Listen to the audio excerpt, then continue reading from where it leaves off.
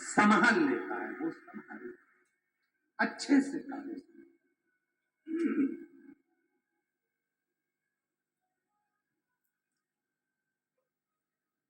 आप शिव भक्ति को करो, शिव आपको टेंशन से मुक्त कर देगा।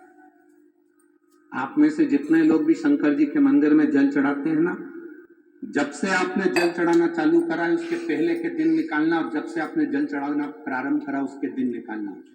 पहले जब जल चढ़ाते नहीं थे, जब मंदिर नहीं जाते थे, शंकर के मंदिर में जल नहीं चढ़ाते थे, वो दिन निकाल कर देखना कितने टेंशन के दिन निकलते थे। रोज कुछ ना कुछ विवाद, क्लेश, अपशब्द, कहीं पैसे की दिक्कत, कहीं कोई दिक्कत। जब से महादेव को आपने जल चढ़ाना प्रारंभ करा उसके बाद के दिन निकाल कर देखिए, आपको मालूम पड़ जाएगा कि आपका जीवन क्या है।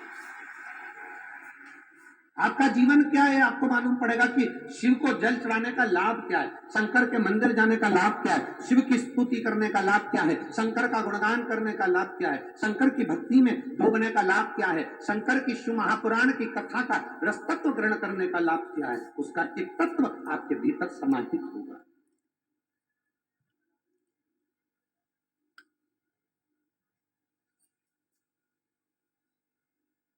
महाराज तारकासुर के तीनों पुत्र अहम में डूब गए, अहंकार में, अभिमत्ता में, अहम में समाहित हो गए।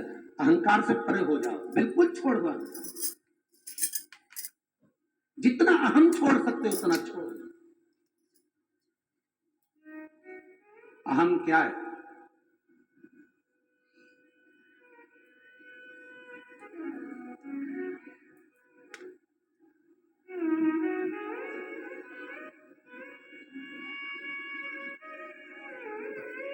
कौशल्या मैया के पास में राम जी महाराज आकर बैठे। माता कौशल्या ने गले से राम जी को लगाया। कौशल्या जी ने राम जी से कहा, बेटा तूने रावण को मार दिया। माता कौशल्या राम जी से कह रही है, मेरे बेटे राम ने रावण को मार दिया, लंकेश को मार दिया। राम जी कहते हैं, मैंने रावण को नहीं मारा। मां, मैंने रावण को नहीं मारा। तो कौशल्या माता ने कहा, तूने रावण को नहीं मारा तो फिर मारा किसने? राम जी कहते हैं, मैंने रावण को मारा। अभी क्या कर रहे थे राम जी? मैंने रावण को नहीं मारा। मां, मैंने रावण को नहीं मारा। कौशल्या जी ने पूछा, तूने रावण को नहीं मारा तो फिर रावण को मारा किसने? तो राम जी कहते हैं, मैंने रावण को मारा।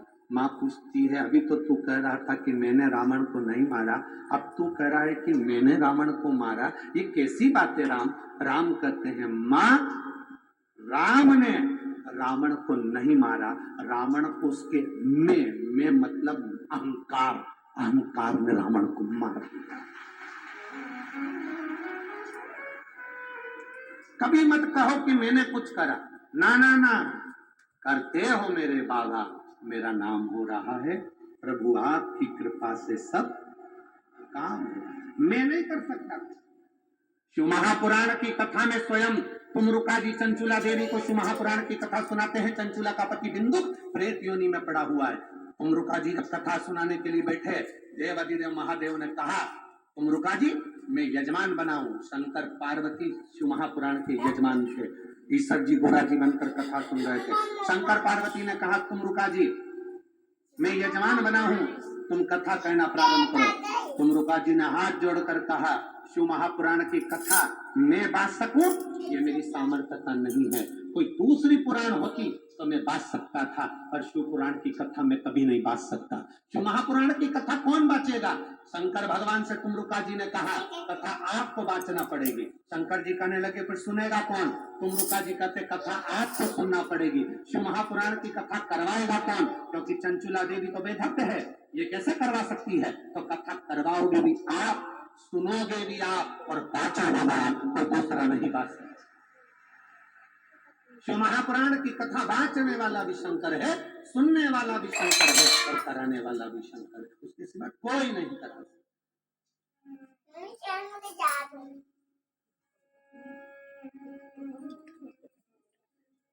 आप ये छोड़ दो कि मैं कर रहा हूं। आप कैसे कर सकते हो?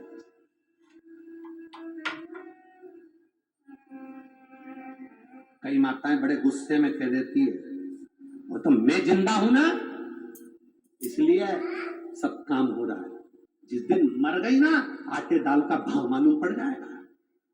ये जितनी जितनी बूढ़ी बूढ़ी माताएं होती है ना, बहुत अकड़ में कहती है, वो तो मैं हूं ना, इसलिए ये दिवाली पर गुजिया पपड़िया बन रहा है। जिस दिन मैं मर गई ना, उस दिन आटे दाल का भाव मालूम पड़ जाएगा। तो जो डोकरी तुमसे ऐसा के उससे क्यों आधे घंटे मरी जा,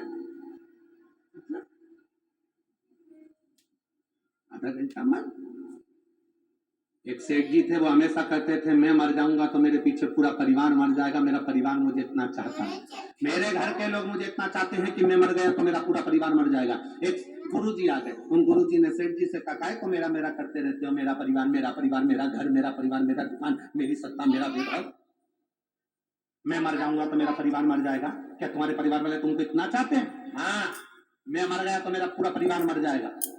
गुरुजी ने कहा ले ये एक काम कर कि तू आधे घंटे के लिए पानी पीता पीता लुढ़क जा, मैं सबसे कह दूंगा तू मर गया। मेरी तो देखो कितने मर रहे तेरे साथ।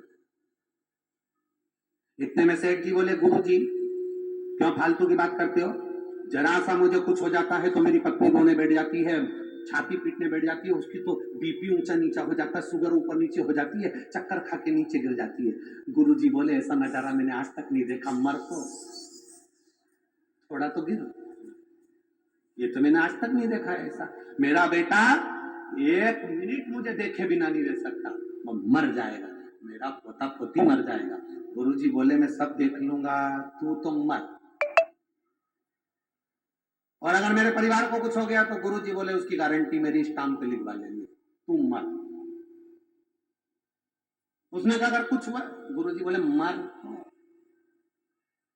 बस पानी पीते पीते लुढ़क जा। कितनी देर तक मरूं? बस सांस रोक लेना, मैं डॉक्टर से खिलवा दूंगा, ये मर गया। जब तक मैं नहीं बोलूं तब तक उठना मत ही, आओ देख लेना। गुरुजी अगर मेरे परिवार को कुछ हो गया तो तुम जानना। गुरुजी बोले मेरी गारंटी, तुम मत।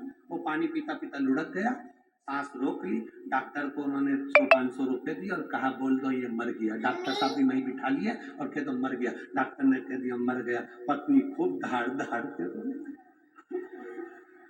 पत्नी खूब रोई, नई नई डिजाइन में रोई, खूब अच्छी अच्छी डिजाइन में रोई। रात को मक्का की रोटी खाई,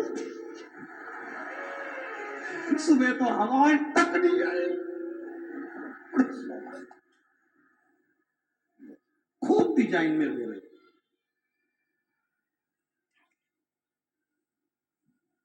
गुरुजी ने पूछा सेठानी क्या हुआ? सेठानी बोले मेरा पति चले गया, बता कर भी नहीं गया, मेरे से बात भी नहीं करी। गुरुजी बोले मेरे पास में एक ऐसी बूटी रखी है, तू खाएगी, तू मर जाएगी, तेरा पति जिंदा हो जाएगा, ले। इतने में सेठानी बोली इनकी तो उम्र हो गई,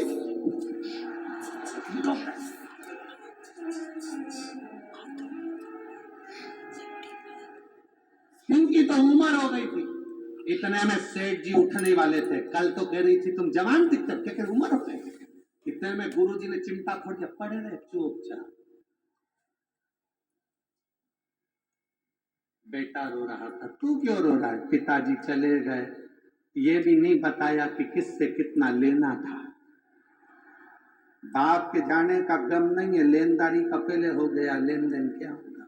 पिताजी चले गए, बताया नहीं। इतने गुरुजी ने बोला ले बूटी तू खा ले, तू खाएगा तेरा बाप जिंदा हो जाएगा। इतने में रोते रोते बोले पापा तो कह रहे थे अब दुकान तुझे संभालना। छोटा सा पोता रो रहा था, तू क्यों रो रहा है? मेरे दादा चले गए, तो तू क्यों रो रहा है? अब मुझे कुरकुरा कौन दिलाएगा, टॉफी कौन लाएगा, तो तू क्यों रो रहा है? ले बूटी तू खा, तू मर जाएगा, तेरा दादा जिंदा हो जाएगा। इतने में छोटा सा बच्चा गुरुजी के कंधे पर हाथ डालकर बोला गुरुजी तुम्हारे कोई आगे ना तुम्हारे कोई पीछे, तुम खा लो। और गुरुजी को खवा रहा है। अरे वाह वारी दुनिया मत लगा की दुनिया में किसी किसका है संसार में? कोई किसी का नहीं। हमको लगता है ये मेरे, अरे भगवान राम से कौशल्या माता ने कहा तूने रावण को मारा, राम जी कहते मैंने नहीं मारा। रावण को किसने मारा? रावण को मैंने मारा। भगवान का कहने का मतलब है राम रावण को नहीं मारे। रावण के अंदर जो अहंकार था, रावण के भीतर जो विमत्ता थी, रावण के भीतर जो मैं था, हर कभी चिल्ला चिल्ला के कहता फिरता था मैं लंकेश, मैं लंकेश, मैं लंकेश। ऐसे कई लोग होते हैं तुरंत अपना परिचय दे देते, तुम मुझे जानते नहीं हो, मेरे पास ये पद है, मेरे पास ये प्रतिष्ठा है। किसी सतगुरु के पास जाना, जिसको धन की जरूरत है उसके पास जाओ तो अपनी प्रतिष्ठा बताओ, अपना नाम बताओ, अपनी सत्ता बताओ, अपनी कुर्सी बताओ। और जिसको तुम्हारे धन की जरूरत नहीं, सत्ता की जरूरत नहीं, उसके पास जाकर अगर मिलना तो कभी मत कहना कि तुम्हारे पास में कौन सी सत्ता है, कौन सा वैभव है। वहां जाकर कहना कि बस कथा सुनने आया हूं, बहुत सुना था महादेव की कथा का।